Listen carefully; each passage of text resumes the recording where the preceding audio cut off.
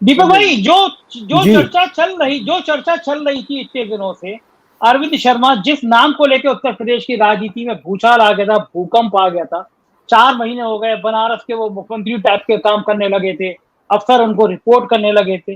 लेकिन फिर कल से स्वतंत्र है वो मुख्यमंत्री के बयान के बाद लोग चर्चा करने लगे हैं कि अरविंद शर्मा का इस यूपी में कुछ नहीं होने वाला। क्या इतना आसान होगा कि प्रधानमंत्री के दूध का कुछ ना हो उत्तर प्रदेश में और सब कुछ सही चलता रहे? क्या लगता है आपको? देखिए संजय भाई, पहले तो हम ये देखने की कोशिश करें कि इस पूरी कंट्रोवर्सी, इस पूरे विवाद की जड़ में जो एपिसेंटर है, जड़ क्या है। अगर हम उस मूल पर जाएं तो हम देखते हैं कि ए.के. शर्मा जो है वो विवाद की जड़ नहीं है। ना नरेंद्र मोदी जी हैं, ना स्वतंत्र देव सिंह है, ना सुनील बंसल हैं, ना आनंदी बहन है, ना मौर्य साहब है, केशव प्रसाद मौर्य है, ना अमित शाह है। इस पूरे विवाद की जड़ में style of functioning of Yogi Adityanath, Yogi Adityanath का जो एक एरोगेंस वे ऑफ पॉलिटिक्स है, जो उनका स्टाइल है, वो भाजपा ने इससे पहले नहीं देखा था। ना उत्तर प्रदेश में ऐसा देखा था, ना इस तरह का इल्म जो है वो बीजेपी के केंद्रीय नेतृत्व को था। जिस तरह का एरोगेंस आया, और ये क्यों आया है आप देखिए। राजनीति में विनोद भाई बैठे हैं, अशोक भाई बैठे हैं, ये ज़्यादा प्रकाश डालेंगे।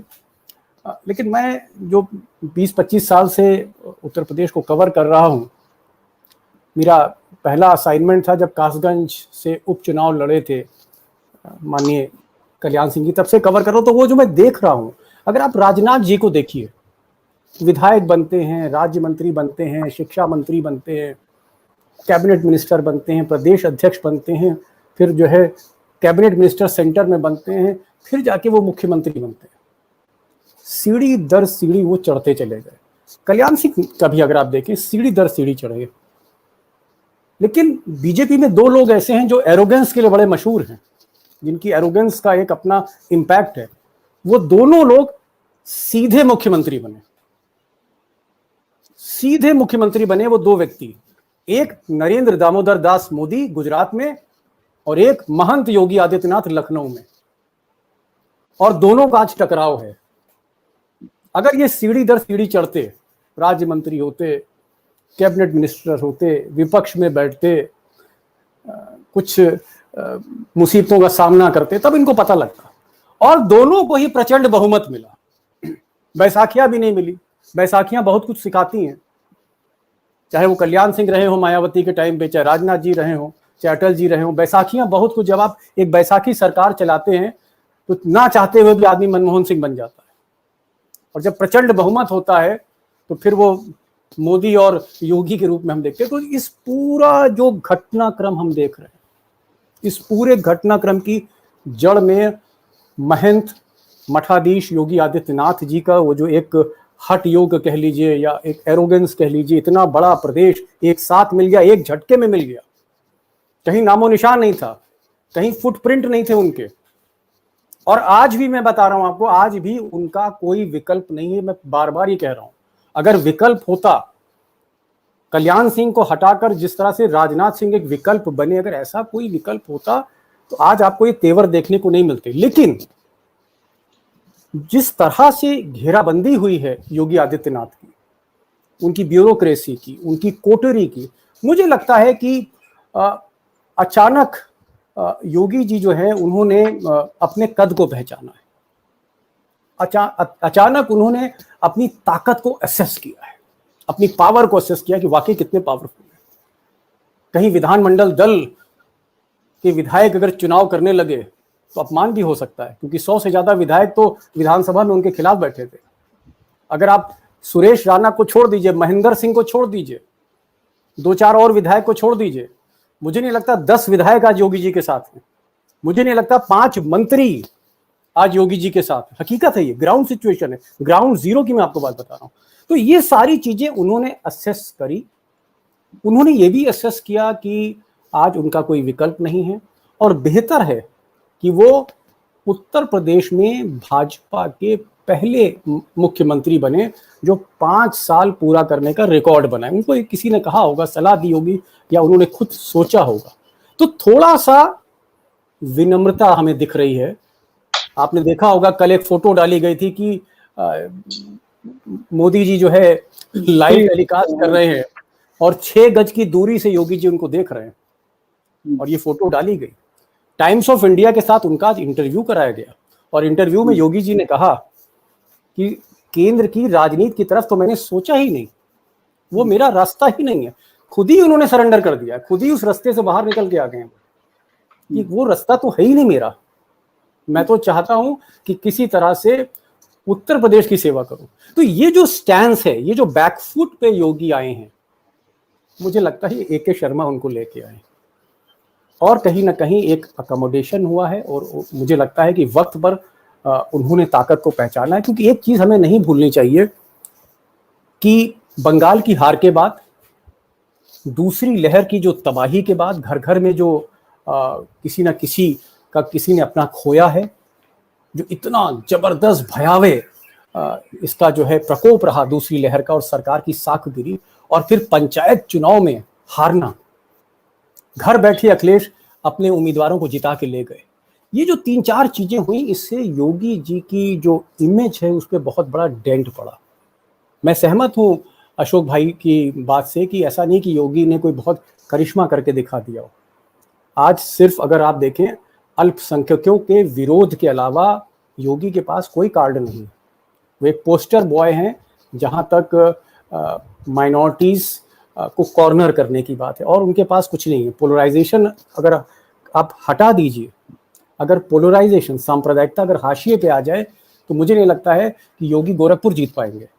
तो योगी की जो ताकत है, आज उन्होंने चीज़ों को असेस किया, उन्होंने पाया कि विधानसभा में उनके पास समर्थन नहीं है।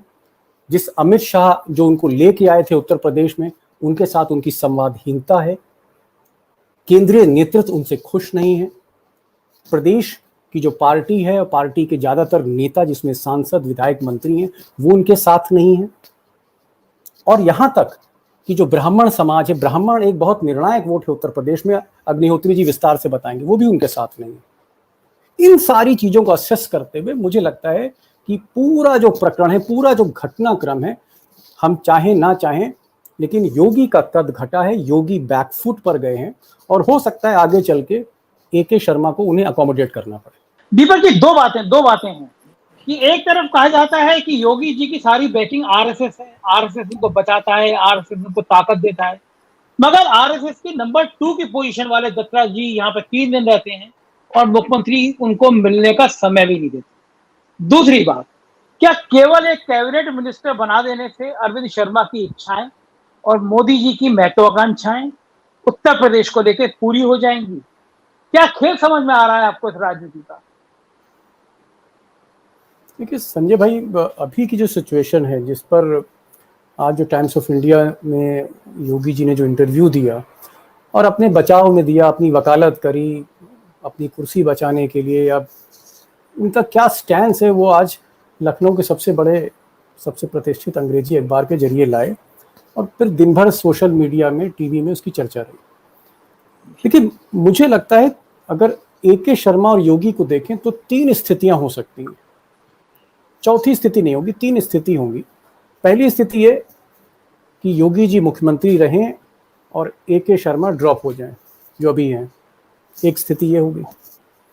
दूसरी स्थिति ये है कि मुख्यमंत्री जी रहें योगी जी और AK शर्मा, जैसा कि विनोद भाई कह रहे हैं कि कोई उनको पोर्टफोलियो दे दे, वो नियुक्ति भी हो सकता है, इंडस्ट्री भी हो सकता है, तो दोनों साथ रहें, ये एक दूसरी स्थिति होगी। और तीसरी स्थिति कि AK शर्मा गृह और नियुक्ति ले लें और योगी जी ड्रॉप कर दिए जाएं, ये 3 स्थिति हो सकती है, चौथी स्थिति नहीं है। अब ये 3 स्थितियों का अगर हम आकलन करें, इन तीनों स्थितियों का अगर हम आकलन करें तो तीनों स्थितियां भाजपा के पक्ष में नहीं जाती। योगी रहेंगे, AK शर्मा रहेंगे, कैबिनेट में बवाल होता रहेगा, ईगो क्लैश जारी रहेगा। योगी चले जाते हैं, एक इंडिपेंडेंट आदमी हैं, हिंदू आइकॉनिक लीडर हैं, कहीं ना कहीं कष्ट होगा। तो अगर ड्रॉप करें तो भी दिक्कत, नहीं करें तो भी दिक्कत, साथ चलें तो भी दिक्कत। मुझे लगता है कि बीजेपी एक ऐसे समय में जब क्राइसिस से स्टेट गुजर रहा, उस वक्त ये जो अंतर कलह में फंसी है, जो हम देख रहे थे पिछली सरकार में शिवपाल जी और अखिलेश जी में जो हो रहा था और घर जलते हुए दिख रहा था, अगर वो ना होता तो समाजवादी पार्टी 40-50 की पार्टी नहीं थी, वो 3 फिगर में भी आ सकती थी। जो काम अखिलेश जी ने किए ऐसा नहीं था, उनकी छवि आज भी मैं कहूंगा कि अगर किसी नेता को सबसे कम गालियां पड़ती हैं या उनकी थोड़ी बहुत लाइकिंग है तो अखिलेश है उसमें। राहुल गांधी से बेहतर स्थिति में, तेजस्वी से बेहतर स्थिति में, थोड़ा बहुत वैक्सीन के बाद तो बहुत ही और बहुत कूल नेचर है उस व्यक्ति का, लेकिन झगड़ा हुआ घर का, देखिए आपने क्या हश्र हो गया। तो आज जो मूल प्रश्न वो ये है कि उत्तर प्रदेश में जो महामारी का प्रकोप था, घर घर जो अर्थियां उठी हैं, गांव गांव जो ये एक वीरानी छाई हुई है, जो गंगा के दृश्य हमने देखे हैं, कुछ रेत में दबे हुए, और तो और अब डीजल से जलाए जा रहे हैं लोग। अलीगढ़ में जो शराब का जो इतना बड़ा, नकली शराब का जो इतना बड़ा घटना हुई, डीजल से जला दिया। कहीं रेत में दबाया जा रहा है, कहीं डीजल से जलाया जा रहा है लोगों को। और मुख्यमंत्री क्या कर रहे हैं? मुख्यमंत्री मलहम लगाने की जगह, उनके आंसू पोंछने की जगह कुर्सी बचाने में लगे हुए हैं। दीपक जी, मैं एक मिनट के लिए आपको रोकूंगा, एक मिनट के लिए रोकूंगा। ये बात पूछना चाहूंगा, आपने अलीगढ़ का जिक्र किया, क्योंकि एडमिनिस्ट्रेशन को लेकर आपने बहुत धारदार रिपोर्टिंग की है उत्तर प्रदेश में। ये जानना चाहूंगा, आपके पत्रकारिता के जीवन में कभी ऐसा हुआ कि किसी जहरीली शराब या ऐसी किसी घटना से एक जिले में 117 लोग मर गए हो और एक भी बड़ा अफसर, सस्पेंड तो छोड़ो, हटाया कर ना गया हो? क्या ये मिसाल होती है सिस्टम की? आपने कभी देखा है ऐसा? मैं कह रहा हूं संजय भाई, अलीगढ़ का तो आपने बहुत बड़ी मिसाल दे दी। अलीगढ़ में आपको मैं 2 चीजें बताऊं। शराब की जो घटना है, नकली शराब की घटना, मैं 20 साल से कवर कर रहा हूं। बाराबंकी, सहारनपुर, पटा पड़ा है उत्तर प्रदेश का हर जिला ऐसी घटनाओं से। लेकिन मैंने पहली बार देखा कि अलीगढ़ में नकली शराब पीने से इतने लोग मरे और हफ्ते भर बाद फिर नकली शराब पीने से उसी जिले में लोग मर गए। हाँ। कभी मैंने ऐसी पुनरावृत्ति नहीं देखी। तो और जहां तक आप कार्रवाई की बात कर रहे हैं, कार्रवाई किस पर होती है ये भी मैं आपको बता रहा हूं। कार्रवाई होती है सोशल मीडिया में जो ट्वीट कर रहा है, उस लड़के ने गलती से कोई गलत ट्वीट कर दी तो एफआईआर हो गई उसके ऊपर। अगर उस लड़के ने गलती से बोल दिया कि साहब 2 रुपए मिलेंगे, तुम इतनी ट्वीट करा देना, अभी तो भाई तो एक बहुत नॉर्मल है। सोशल मीडिया में जो इन्फ्लुएंसर्स होते हैं उनको पैसे दिए जाते हैं और वो रीट्वीट करते हैं और तब हैशटैग बनता है और फिर ट्रेंडिंग होता है, हर जगह होता है, सब मुख्यमंत्री का स्टाफ करता है। लेकिन बच्चे ने कहीं गलती कर दी होगी, अब उसका जो है साहब ऑडियो हो रहा है, उस पर टेम्परिंग हो रही है, पता चला कि साहब एफआईआर हो गई है ना, 2 लड़कों को गिरफ्तार कर लिया। उसकी पत्नी कह रही कि योगी जी आप इंसाफ करिए। तो चीफ मिनिस्टर ऑफिस में मैं देख रहा हूं कोई बच्चा सुसाइड कर ले रहा है, पार्थ श्रीवास्तव का सुसाइड। कोई बच्चा जो है उसको आप 2 रुपए का ट्वीट का इल्जाम लगाते हैं और आप उसको जो है जेल भेज दे रहे हैं। कल तक वो जो है वो मुख्यमंत्री का जो सोशल मीडिया का इंचार्ज हुआ करता था। तो आप अपनी छवि को लेकर परेशान हैं, आप अपनी बदनामी को लेकर कि कहीं आपकी इमेज खराब ना हो जाए, तो पता चला आपने 6 एफआईआर सूर्य प्रताप सिंह पर करा दी। रोज उन्नाव पुलिस उनके घर पहुंच रही है।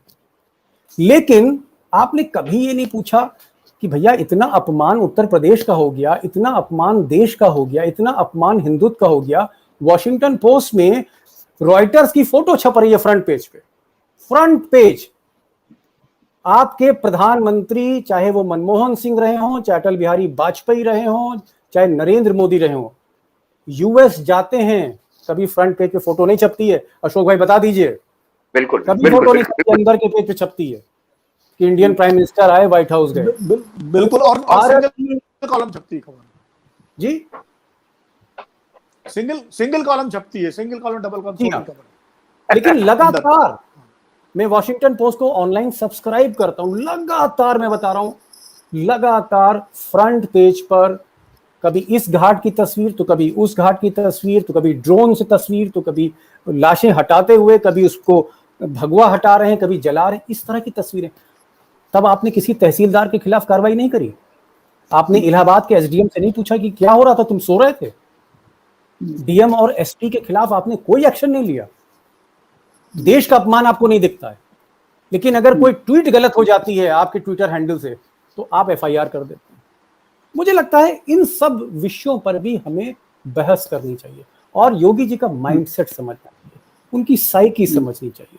मुझे नहीं लगता है कि उत्तर प्रदेश में हमने कई मुख्यमंत्री देखे हैं, मैं गोविंद वल्लभ पंत की तो बात ही नहीं कर रहा हूँ, चंद्रभानु गुप्ता की बात ही नहीं कर रहा हूँ, कमलापति त्रिपाठी की बात ही नहीं कर रहा हूँ, विश्वनाथ प्रताप सिंह की बात ही नहीं कर रहा हूँ, श्रीपति मिश्रा की बात ही नहीं कर रहा हूँ, नरेंद्र तिवारी की बात ही नहीं कर रहा हूँ। मैं कह रहा हूं कि पिछले 20 साल में भी ऐसा मुख्यमंत्री नहीं था। मायावती जैसी भी थी एक्शन लेती थी। कितने एसएसपी, कितने डीआईजी, कितने सेक्रेटरी मायावती ने एक बयान में उनको सस्पेंड कर दिया। वो एक्शन हमको नहीं दिखता है, कोई कार्रवाई नहीं। कार्रवाई कहां हो रही है? सिर्फ ट्विटर हैंडल को लेकर। ऐसा लगता है कभी कभी